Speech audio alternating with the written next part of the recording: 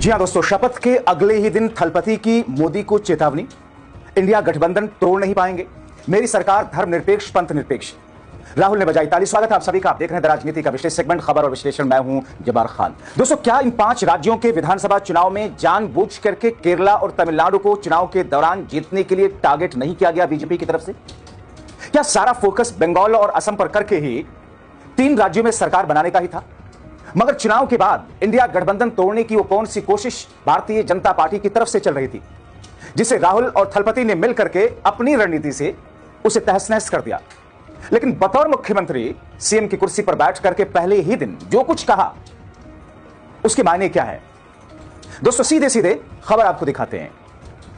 थलपति ने साफ शब्दों में जो बातें कही हैं दोस्तों, उसके मायने बहुत दूरगामी हैं। और आज के इस युग में, जबकि मोदी शाह के भारतीय जनता पार्टी एनडीए और उनकी सरकार का युग है, ऐसे में यह कहना डंके की चोट पर एक तरीके से निडरता, आगे आने वाले वक्त में सरकार के कामकाज के ट्रैक को दिखाता है थलपति के।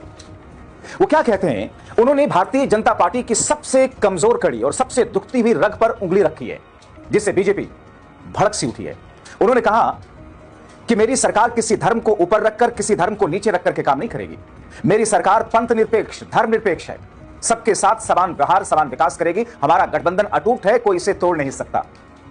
दोस्तों, आज के युग में अगर कोई नेता, कोई पार्टी यह कहती है डंके की चोट पर कि साहब हम फलानी पार्टी की तरह सांप्रदायिक नहीं है, इसके लिए कलेजा चाहिए। आमतौर पर पार्टियां और नेता, राहुल गांधी को अगर छोड़ दिया जाए तो फिर दूसरे नेता इस किस्म की हिम्मत नहीं कर पाते हैं। मगर थलपति विजय ने जो कहा है, क्योंकि दोस्तों भारतीय जनता पार्टी की बुनियाद में, चुनावी रणनीतियों की बुनियाद में क्या है? धर्मनिरपेक्षता, पंथ निरपेक्षता को गड्ढे में डाल करके उस पर सनातन का लेवल चढ़ा करके और सब कुछ हिंदू, सनातन, सब कुछ इसी के इर्द गिर्द घुमा करके चुनाव जीता जाए। ये और बात है कि बाद में अपनी बातों से पलट जाओ। तो धोखा तो एक तरीके से आप अपने ही लोगों के उस इमोशन को दे रहे हो, जिस इमोशन में पहले उनको भड़काया गया अल्पसंख्यकों के खिलाफ और बाद में उनको कहा गया नहीं सब तो ठीक है। जैसे वो शुभेंदु जी, वो कहते हैं ना सीएम बनने के बाद कि वो ज्यादा जय श्री राम के नारों की अब जरूरत नहीं है, मैं सबका मुख्यमंत्री हूं, सबके लिए काम करेगा। जाहिर तौर पर उनका वो हुड़दंगी वाला तबका, जो पूरा गिरोह है, गैंग है, वो इससे खुश तो नहीं होगा, क्योंकि इसी आधार पर तो इकट्ठा हुआ था। खैर, लेकिन दोस्तों तमिलनाडु में जो कुछ चल रहा है, आपने देखा कि पोस्ट इलेक्शन यानी कि चुनाव के मतदान के नतीजे के आने के बाद में जो कुछ हुआ अलायंस राहुल और थलपति का, उस बीच में स्टालिन को किस तरीके से अपने झांसे में लेने की कोशिश की गई। हालांकि स्टालिन तो पहले भी बीजेपी के साथ रह चुके हैं, उनकी पार्टी डीएमके।